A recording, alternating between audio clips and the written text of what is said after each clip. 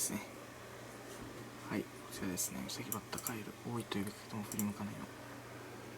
はい、これですね。